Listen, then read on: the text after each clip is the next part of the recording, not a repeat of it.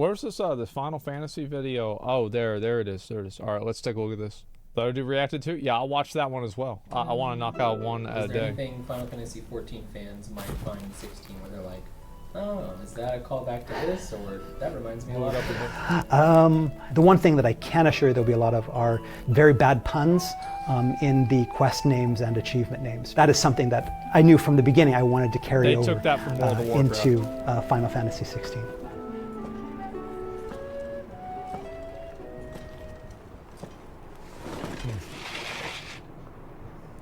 I confess I expected more from the old man. Yo, like, what if the dog dies in the game? Like, that would actually be fucked up. And over the dominant, and I'll leave you in peace. Yeah, that would be You fucked would dare up, to bro. make demands of me. You have this world with the mother crystals. And mother crystals are pretty much everything that this realm revolves around. They are the sources of the ether, and the ether is the source of magic. In a lot of past Final Fantasies, magic is used for battles. Yeah. In Final Fantasy 16, in the realm of Valisthea, you will have people using crystals to fill up their water jugs. You'll have crystals that get the fires hot enough to create steel, but they don't have the technology to get those fires even hotter to be able to make steel. But we have steel in the world. How do they do that? Well, they have magic. So why do we need to find a way to make fire hot when we can just use a fire crystal? That's a nice trick. That makes sense, yeah. Because you have these people relying on the magic, they don't learn how to do a lot of stuff, and they rely, in some places, too much on these crystals. So the crystals are a metaphor for smartphones. Again, becomes the center pieces in the narrative, where what happens then when the magic starts to run out? The first thing they think of is, well, we need to go and invade this country and get their crystal because that one's still working. And that creates a lot of that tension there. But ultimately, the mother crystals are dying and the power is running out. And there's going to be a time when the world is going to be faced with this decision. What do we do without the mother crystals? How are we going to be able to survive without them? Creating this kind of story that shows when humanity is put in that type of situation to have to survive without something that they've relied upon for so long, and seeing how certain people react to that.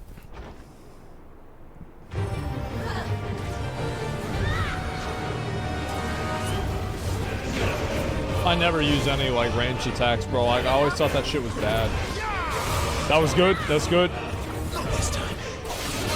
Damn. The Fallen are, as their name suggests, they fell. They had a civilization that was highly advanced to a point where they were able to leave the land and create their cities in the air. They had their airships. They had their floating cities. Like Icarus flying too close to the sun, they went a little bit too far, and for a reason, again, that I cannot mention here, they ended up falling. They lost the magic. It all fell to the ground. And it's still... I wonder if the magic, like, I wonder if the plot is that it summoned more icons and it destroyed their civilization. I wonder if that's what's going to happen. You have those ruins remaining 1,500 years later. For the people living in that world, they see this as, okay, these are people that tried to get a little bit, they were too advanced, and in their hubris, to try to get too close to God, they fell, and there's a lesson to be learned from that. There is that little bit of wariness there, that we're not going to follow the same footsteps. But again, there's always going to be the people that are like, yeah, but it's all about power. And you'll get to see kind of who the Fallen were, what their ultimate influence was on the current civilization, as well as many other things, again, that I can't talk too much about. I feel like that's kind of like the Allegan Empire in Final Fantasy 14, right? It's kind of the same thing. Yeah. Wait! Clive, was that the dominant? The man who killed my brother? Are you absolutely certain? I've seen him every night for the past 13 years. Watched as the flames of his icon took Joshua. Cow!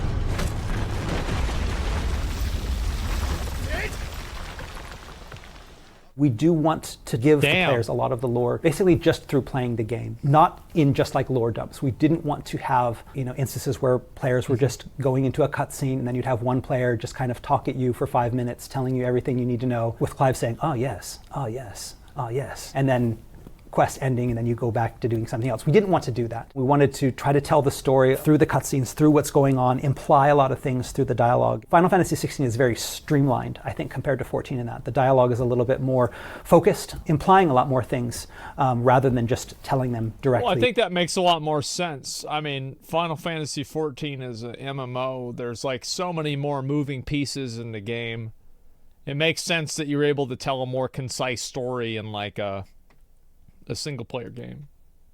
To you. There's going to be lots of different places to find your lore, whether it be in side quests where you can go and learn about the people living in the different areas. Yeah, they have that in Honkai The people Star that are Rail, going to be living in that hub, the hideaway that you visit, are going to give you a better idea of what's going on around the world, but also just in these regular people's lives. You're going to get very profound quests that talk about, they get into politics, but you're also going to get these quests that talk about, one woman's life, a day in her life, and what she does, and the struggles that she has to deal with in her everyday life. And in that sense, get a picture of, okay, the world is not just politics and intrigue, but there's also these small problems as well.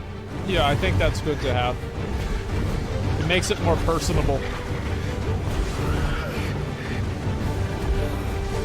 Oh shit, it's Gerudo.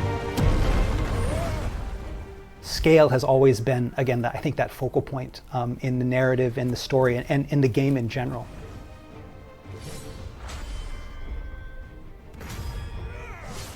You got him. Did no damage. Showing, that difference in size from, just one human in a whole continent all the way up to, this giant, mythical creature, fantastical creature that has the power over an entire continent, but when you look at it, is really, again, just a man or a woman that just happens to, again, turn that big. That man and that woman, that person that embodies the icon, the dominant, how they take that power and how they use it on that grand scale.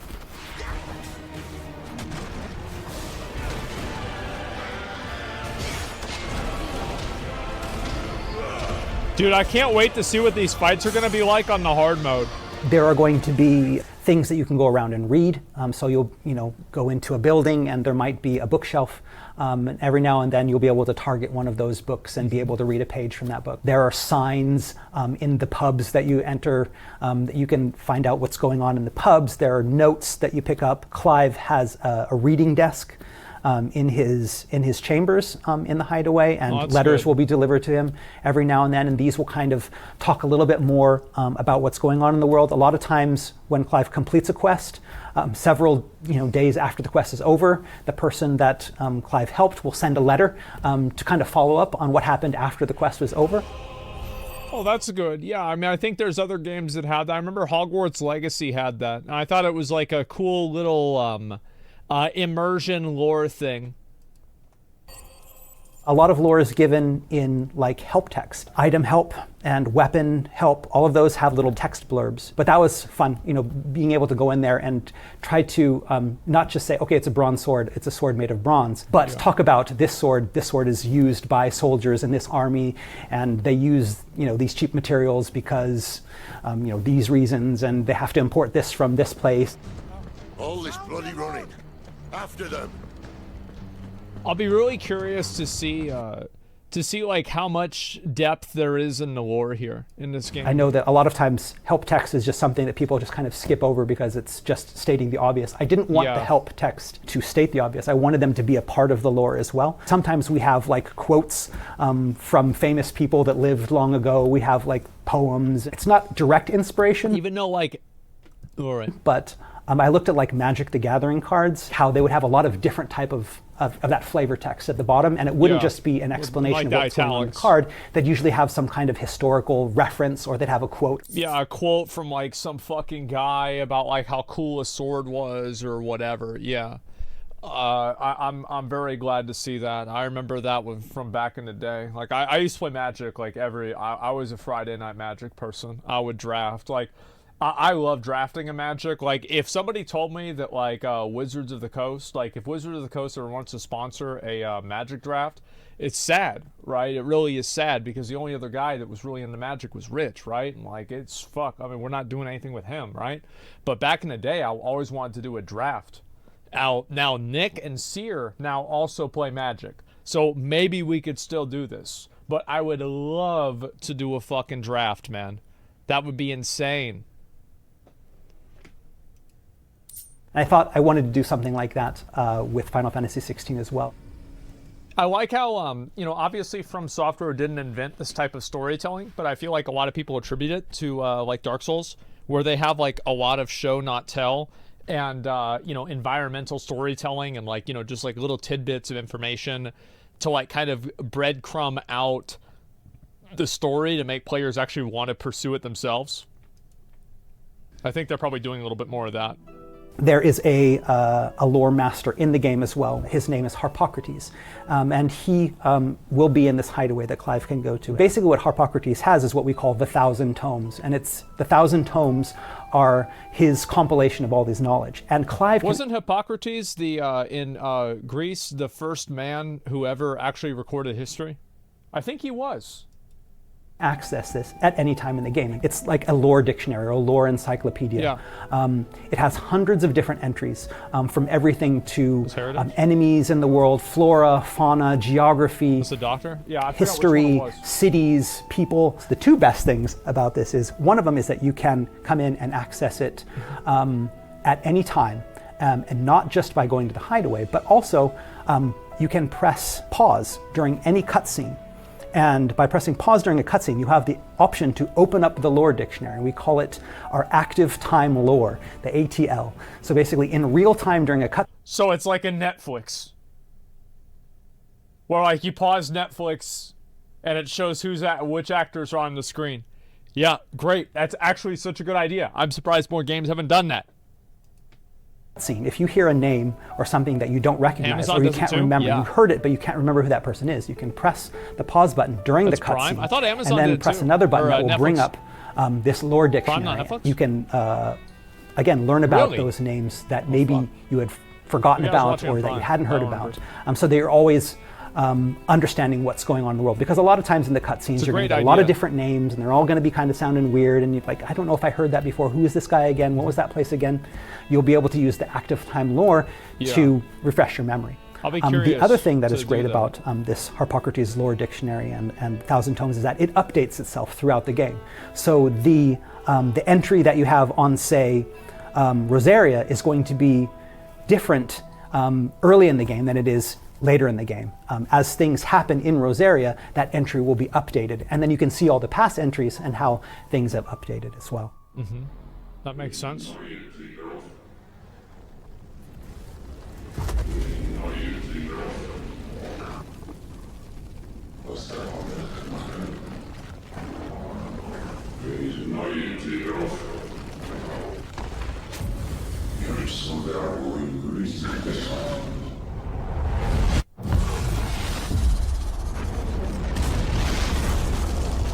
I know that Yoshi-san in the past has mentioned things like Godzilla, he mentioned like Ultraman, Kamen Rider, all of those tokusatsu type of things.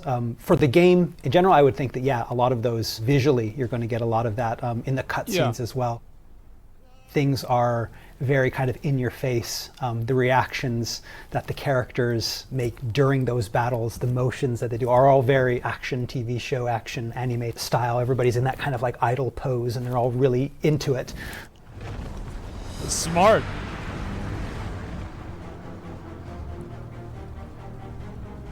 Yeah, I think the most badass thing about this game was the fact that it was playing a cutscene, and then just like halfway through the cutscene, they just turned the UI on. They're like, all right, do it. It was just so fucking cool, man. Myself personally, one thing that I was reading was a book that came out recently called Mordo. It's this crazy literary fantasy that takes place in this walled-off city that I think is kind of based loosely on Paris, and it takes place thousands of years in the future, and it's fantasy and fantastical and philosophical, and it's got this weird kind of magic. What really inspired me is at the end there's this huge long glossary. It's almost like 100 pages of it, and He goes into descriptions of all of the terms in the world, and the way that he describes them was very, very funny as well as informative. And as I'm looking at this, like, this is exactly kind of how I want to do the help text and the lore translations in the game as well. And so I kind of got a lot of inspiration from that. But if you're into something that's really, really outside the box type of fantasy, I consume a lot of fantasy, whether it be television or novels or movies. A lot of things that I draw upon are just the things that I absorb during my everyday consumption of fantasy. I'm glad to see more people just saying that. Like, obviously, a lot of times people, they're like, well, yeah, this other book had this idea, and so, like, we kind of changed that a little bit, and it was really cool, so we just pretty much wanted to do that. You know, it's much more honest.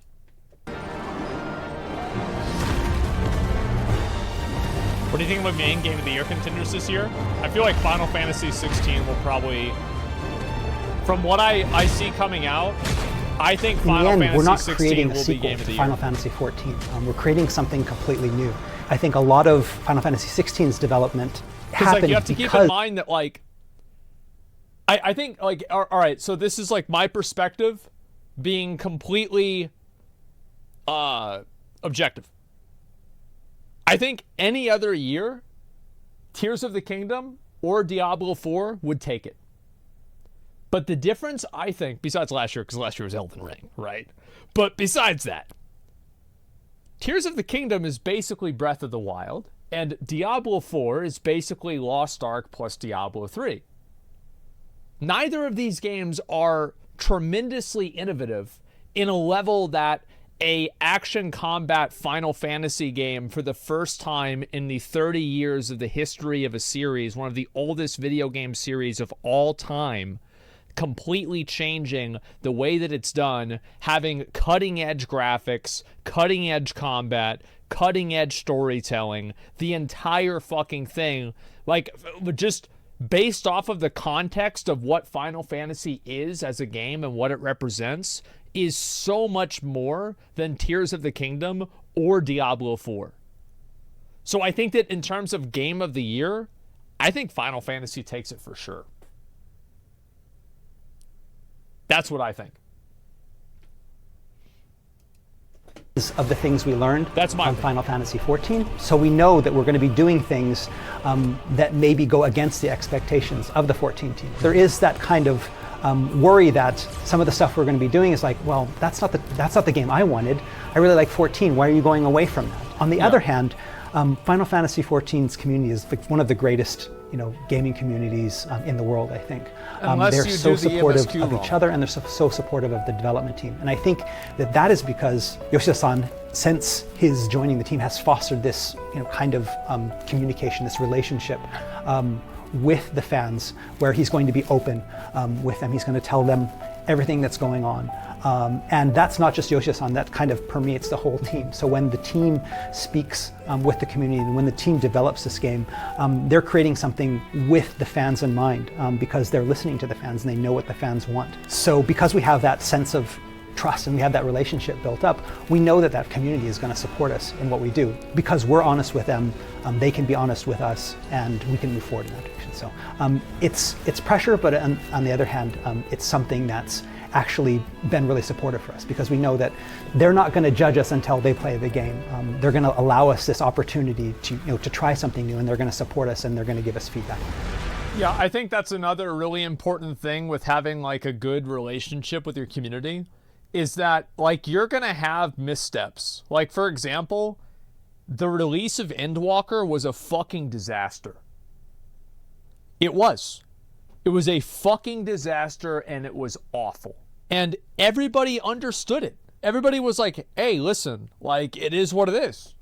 Like, there's a chip shortage at this time. They're doing their best.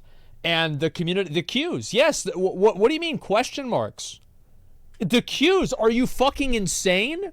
Do you think that the queues were not bad? Bro, if any other game had that level of queues, people would have lost their fucking minds. Diablo 3 had that level of queues for like 2 days, and people were going apeshit about that. Error 37 is still a fucking meme, and it came out 10 years ago. Lost Ark had that. People shit on it for years. Or for like the whole year. Yes, Yoshi P apologized. Yes, they apologized. And they said, listen, like, we're doing our best. And what I'm saying is the trust that the community had in the development made them realize, made the players realize, like, hey, listen, they are doing their best. And the reason why is you think of it as like a reputation bar. And that reputation bar is really high, so you unlock different dialogue options. So whenever you have the, oh, my server doesn't work, there's the dialogue option of, we understand. But like, if this happens, yeah, they're exalted with the player base. If this happens in a Blizzard game, bro, if Dragonflight was down for 2 hours, people will be like, Blizzard's dead. That's it, Blizzard's dead. It's a shit game. It's a fucking garbage game. This is the worst game I've ever seen. So I think it's true. Being honest with people is the best idea.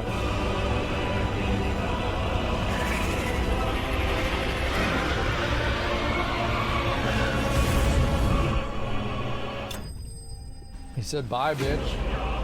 Again, the effort put into this is really going to pay off, and I think that the trailers that the players have seen and what they're going to end up seeing in the end game, you know, that end product that we have, I think it's really, really great because we put so much work into it. Bro, I'm so excited. I might get an early copy of the game. I'm not sure if I will or not, but if I do, oh man, we're going to be playing that shit real quick. Oh, we're going to be playing that shit real quick. Oh, man, I'm going to be so excited. Yeah, less than 2 days. Yeah, it's going to be less than 2 days for everybody, man. Like, I'm so fucking happy, man. It's going to be awesome. Do it. Yeah, I'm so ready. I feel like I'm going to beat the game. Depending on how long it takes for me to beat the game, I might just go right around and do the hard mode right afterwards, or I might play something else and then come back to it. I'm just not sure yet. But yeah, I am so fucking excited for this. I am so excited. I hope it's going to be good, man. I really do. And in one sitting? No, I'm not gonna. I don't like one-tapping games like that. I like playing. I kind of like playing games over time because it gives me more time to like really appreciate the game, rather than just trying to like one and done the game in a singular day. Like that's what I like. Obviously, for viewership and everything, it's better to just play it all the way through. And I think it's important to play it in a expedient manner. Like, I don't want to spend like 3 weeks playing through the game for the first time. I want to play it, you know, like 8 hours a day, every day until it's done. So probably like 3 or 4 days. I'd say maybe 5 or 6 days. So I want to play through the game quickly, but I don't want to go so fast that I don't give myself time to appreciate what the game is.